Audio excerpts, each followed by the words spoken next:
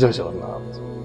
ନମସ୍କାର ପ୍ରିୟ ଦର୍ଶକ ବନ୍ଧୁ, ମୁଁ ଜ୍ୟୋତିଷାଚାର୍ଯ୍ୟ ପ୍ରମୋଦ କୁମାର ପଣ୍ଡା ଆପଣମାନଙ୍କୁ ସ୍ୱାଗତ କରୁଛି ଆପଣମାନଙ୍କର ପ୍ରିୟ ଚ୍ୟାନେଲ ଆଷ୍ଟ୍ରୋ କଲ୍ୟାଣ ଚ୍ୟାନେଲକୁ।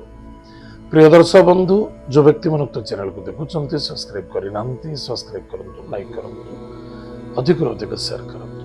ପ୍ରିୟ ଦର୍ଶକ ବନ୍ଧୁ, ଆଜି ଆମେ ଜାଣିବା ସନ 2025 ମସିହାକୁ ବିଦାୟ ଦେଇ ସନ 2026 ମସିହାକୁ ଶ୍ରୀ ନୀଳାଦ୍ରିନାଥ ଜଗନ୍ନାଥ ଚତୁର୍ଦ୍ଧାମୂର୍ତ୍ତିଙ୍କର ଚରଣାରବିନ୍ଦ ସମର୍ପିତ କରି ସମସ୍ତ ବିଶ୍ୱର ମଙ୍ଗଳ ହେଉ, ଜୀବଜନ୍ତୁ ମାନବ ସମସ୍ତଙ୍କର କଲ୍ୟାଣ ଏତିକି ଆମର ଆଶା ଏବଂ ଆଶୀର୍ବାଦ ଭଗବାନଙ୍କର। ପ୍ରିୟ ଦର୍ଶକ ବନ୍ଧୁ, ଆଜି ଆମେ ଚର୍ଚ୍ଚା କରିବା ସନ 2026 ମସିହାରେ କେଉଁ ରାଶିର ଭାଗ୍ୟର ଜବରଦସ୍ତ ପରିବର୍ତ୍ତନତା ଦେଖାଦେବ। ଭାଗ୍ୟର ଜବରଦସ୍ତ ପରିବର୍ତ୍ତନତା ଦେଖାଦେବ ଯେଉଁ ବ୍ୟକ୍ତିଙ୍କର ଜନ୍ମ ଜାତକ ରାଶି ହେଉଛି ବୃଷ ରାଶି। ଯେଉଁ ବ୍ୟକ୍ତିଙ୍କର ଜନ୍ମ ଜାତକରେ ଲଗ୍ନ ହେଉଛି ବୃଷ ଲଗ୍ନ, ଯେଉଁ ବ୍ୟକ୍ତିଙ୍କର ଜନ୍ମ ଜାତକ ନାହିଁ ନାମ ରାଶି ହେଉଛି ବୃଷ ରାଶି, ନିଶ୍ଚିତ ରୂପରେ ଏପିସୋଡ ଦେଖନ୍ତୁ ଏବଂ ଟିକେ ସାବଧାନ ରୁହନ୍ତୁ ଏବଂ ଯାହା କର୍ମ କରୁଛନ୍ତି କରନ୍ତୁ, ସାବଧାନ ଟିକେ ରୁହନ୍ତୁ। ତାହେଲେ ପ୍ରିୟ ଦର୍ଶକ ବନ୍ଧୁ, ଆଜି ଆମେ ଜାଣିବା ବୃଷ ରାଶି ବ୍ୟକ୍ତିମାନଙ୍କ ପାଇଁ, ସେ ମହିଳା ହୁଅନ୍ତୁ ସେ ପୁରୁଷ ହୁଅନ୍ତୁ, ଇଗୋକୁ ପ୍ରଥମ ତ୍ୟାଗ କରନ୍ତୁ। ଇଗୋ ଆପଣଙ୍କୁ ହଇରାଣ କରିବ। ଈର୍ଷା, ଇଗୋ, ଜିଦ୍ଦି, ଅହଂଭାବ ଆଙ୍କଠାରୁ ଦୂରେଇ ରହିବା ଅତ୍ୟନ୍ତ ଆବଶ୍ୟକତା ଅଛି। ପୁରୁଣା କଥାକୁ ନେଇ ଆଲୋଚନା କରିବା, ପୁରୁଣା କଥାକୁ ନେଇ ଚାଲିବା ଦୁଃଖ ଏବଂ ଭବିଷ୍ୟତରେ ସମସ୍ୟା ଦେଖାଦେବ। କ୍ରୋଧ ମଣିଷକୁ ନାଶ କରିଦିଏ, ଜିଦ୍ଦି ପାରିବାରିକକୁ ନଷ୍ଟ କରିଦିଏ, ଅହଂକାର ସର୍ବନାଶ କରିଦିଏ। ସାବଧାନ ରହିବେ, କାରଣ ବୃଷ ରାଶିର ଗ୍ରହରାଜ ହେଲେ ସ୍ୱୟଂ ଶୁକ୍ରାଚାର୍ଯ୍ୟ, ରାକ୍ଷସଙ୍କ ଗୁରୁ, ଦୈତ୍ୟଙ୍କ ଗୁରୁ, ଯାହା ମୁଣ୍ଡରେ ପଶିଥିବ ପୁରା ଫାଳେ। କିନ୍ତୁ ଶୁକ୍ର ପ୍ଲାନର, ସୁନ୍ଦର ପ୍ଲାନର ଗ୍ରହ। ଟିକେ 19 ରିସ୍ତା ନଷ୍ଟ ହୋଇଯିବ, ବନ୍ଧୁତ୍ୱ ନଷ୍ଟ ହୋଇଯିବ, ପାରିବାରିକତା କ୍ଷେତ୍ରରେ ବାଧା ସୃଷ୍ଟି କରିବ। ଏବଂ ମହିଳାମାନେ ମଧ୍ୟ ମନେ ରଖିଥାନ୍ତୁ, ମହିଳା ମଧ୍ୟରେ ମଧ୍ୟ ନିଜର କମଜୋରିକୁ କୌଣସି ବ୍ୟକ୍ତିରେ ପ୍ରକାଶ କରିବା ନାହିଁ।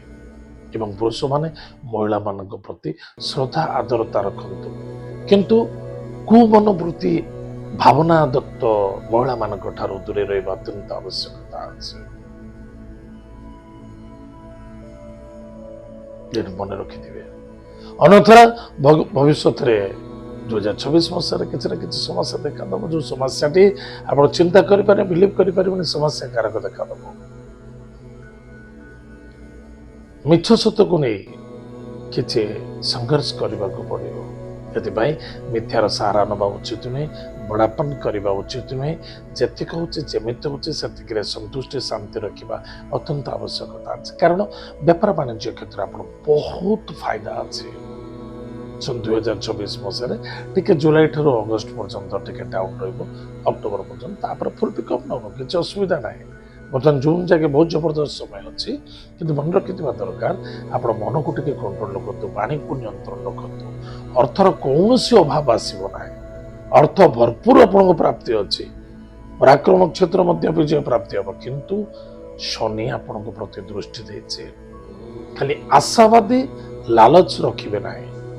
ଏବଂ କୌଣସି ବ୍ୟକ୍ତି ଆପଣଙ୍କୁ ଚକମା ଦେଖାଉଛି, ମୁଁ ଜବ୍ କରିଦେବି, କିଛି ପଇସା ଦିଅନ୍ତୁ, ଏବଂ ସେଇ ସକାଶେ ଆପଣ ପଇସା ଦେଇ ଚୁକ୍ତିରେ ବସିଛନ୍ତି ଜବ୍ କରିବା ପାଇଁ, ଆପଣ ଫସିଯିବେ। ନା କୌଣସି ବ୍ୟକ୍ତିଙ୍କୁ ଆପଣ ଅର୍ଥ ଦେଇଛନ୍ତି କିଛି ବିଜନେସ୍ କରିବା ପାଇଁ, ମୋତେ କିଛି ଗୋଟେ ବହୁତ ବଡ଼ ଇନକମ୍ ମୋତେ ଦେବ, ରିଟର୍ନ ଦେବ, ନା ଫସିଯିବେ ଆଜ୍ଞା। ଟିକେ ସାବଧାନ ରହିବେ, କାରଣ ଶନିଦେବ ମୀନ ରାଶିରେ ଅଛନ୍ତି, ବୃହସ୍ପତିଙ୍କର ମଧ୍ୟ ଦୃଷ୍ଟି ରହିବ, ଟିକେ ଧ୍ୟାନ ରହିବେ। ଦ୍ୱାଦଶ ବୃହସ୍ପତି କୁମ୍ଭ ରାଶିରେ, ରାହୁ ଅଛି କର୍ମକ୍ଷେତ୍ରରେ। ଆପଣ କର୍ମକ୍ଷେତ୍ର କରନ୍ତୁ, ଯେକୌଣସି କାମ କରୁଛନ୍ତି କରନ୍ତୁ, ବହୁତ ବେନିଫିଟ୍ ହେବ ଆଉ ସଫଳତା ମିଳିବ। ଜବରେ ପ୍ରମୋସନ ଅଛି, ପ୍ରମୋସନ ଏବଂ ପୋଜିସନ ମଧ୍ୟ ମିଳିବ। ସ୍ଥାନର ପରିବର୍ତ୍ତନତା ମଧ୍ୟ ଦେଖା ଦେଇପାରେ, ଇନକ୍ରିମେଣ୍ଟ ଭଲ ରହିବ।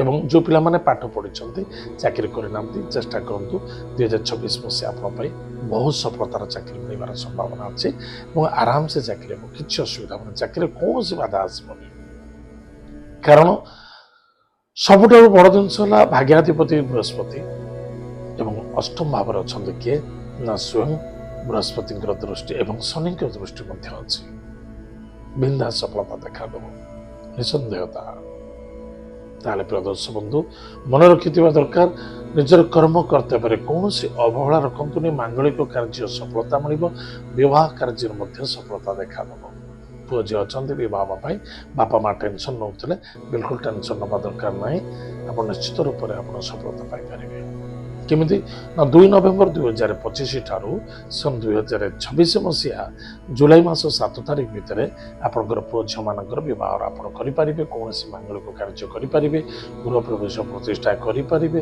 ଏବଂ କୌଣସି ବି ଶୁଭ ମାଙ୍ଗଳିକ କାର୍ଯ୍ୟ କରିବାର ସମ୍ଭାବନା ଦେଖାଦେଉଛି ସ୍ଥାନ ପରିବର୍ତ୍ତନତା ଦେଖାଦେବ ଟିକେ ସାବଧାନ ରହିବେ ପଇସା ଟିକେ ଖର୍ଚ୍ଚ କରିବା ପୂର୍ବରୁ ଭାବିଚିନ୍ତି ଖର୍ଚ୍ଚ କରିବା ଆବଶ୍ୟକତା ଅଛି ହସ୍ପିଟାଲରେ ପଇସା କିଛି ଖର୍ଚ୍ଚ ଦେଖାଦେବ ବୃଷ ରାଶି ବହୁତ ବ୍ୟକ୍ତି ଅଛନ୍ତି ବା ମହିଳା ଅଛନ୍ତି ଟିକେ ଟିକେ କଥାରେ ହଠାତ୍ ରାଗିଯାଏ ନିଜକୁ ନିଜ ଆକ୍ସନ ମୋଡରେ ଯାଇ ନିଜକୁ ଆତ୍ମହତ୍ୟା କରିବା କୌଣସି ବିଷ ଖାଇଦେବା ବା ଘର ଛାଡ଼ି ପଳେଇଯିବା ଏଭଳି କରିବେ ନାହିଁ ଏହା ସତ୍ୟତା ଆପଣଙ୍କ ପାଇଁ ପରିଣତ ଘଟିବ ବି କେୟାରଫୁଲ ସାବଧାନ ମିଛରେ କରୁ କରୁ ସତତା ଦେଖାଦେବ ବିବାହ ନିମିତ୍ତ କୌଣସି ଜିଦ୍ଦି କରି ବିବାହ କରିବା ଉଚିତ ନୁହେଁ ସାମୂହିକ ପରିବାର ସହିତ ମାତା ପିତାଙ୍କ ପରାମର୍ଶରେ ବନ୍ଧୁବାନ୍ଧବ ପରିବାର ପରାମର୍ଶ କଲେ ଅଧିକରୁ ଅଧିକ ସଫଳତା ଆନନ୍ଦ ମଧ୍ୟ ଦେଖାଦେବ ନିଃସନ୍ତାନ ସନ୍ତାନ ପ୍ରାପ୍ତି ଯୋଗ ଦେଖାଦେଉଛି ଏବଂ ଅକର୍ମୀ କର୍ମ ପ୍ରାପ୍ତି ଦେଖାଦେବ ବିଦେଶରେ ମଧ୍ୟ ସଫଳତା ଦେଖାଦେବ ଏକ୍ସପୋର୍ଟ ଇମ୍ପୋର୍ଟରେ ଯଥେଷ୍ଟ ଲାଭବାନ ହେବେ ଏବଂ ସ୍ପୋର୍ଟସ ଲାଇନରେ ଆପଣ ଅଧିକ ଫଳପ୍ରଦ ଦେଖାଦେବ ଟେକ୍ନିକାଲ ଲାଇନ ଯେଉଁମାନେ ଏଜୁକେସନ କରୁଛନ୍ତି ସେମାନଙ୍କ ପାଇଁ ମଧ୍ୟ ସଫଳତା ଦେଖାଦେବ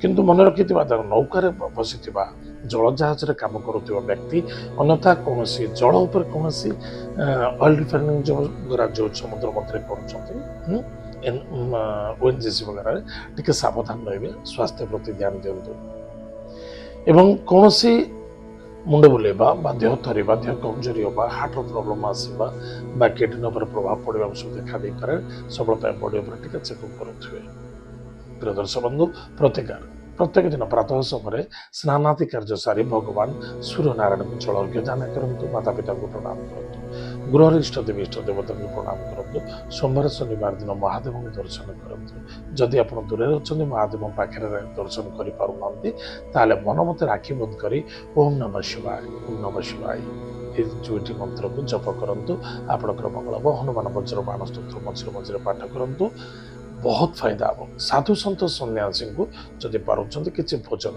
ଦାନ କରନ୍ତୁ ଏହାଦ୍ୱାରା ଆପଣଙ୍କର ମଙ୍ଗଳ ହେବ ସଫଳତା ଦେଖାଦେବ ପ୍ରିୟ ଦର୍ଶକ ବନ୍ଧୁ ଏତ ଥିଲା ବୃଷ ରାଶି ବ୍ୟକ୍ତିମାନଙ୍କ ପାଇଁ ସନ୍ 2026 ମସିହାର ବର୍ଷଟି କେମିତି କଟିବ ଆଜି ତ ସମୟ ଯାଇଛି କାର୍ଯ୍ୟକ୍ରମକୁ ଆମେ ଏଇଠି ରଖୁଛୁ ପୁଣି ଦେଖା ଆଗାମୀ ଜୟ ଜଗନ୍ନାଥ ନମସ୍କାର ହରି ଓମ୍।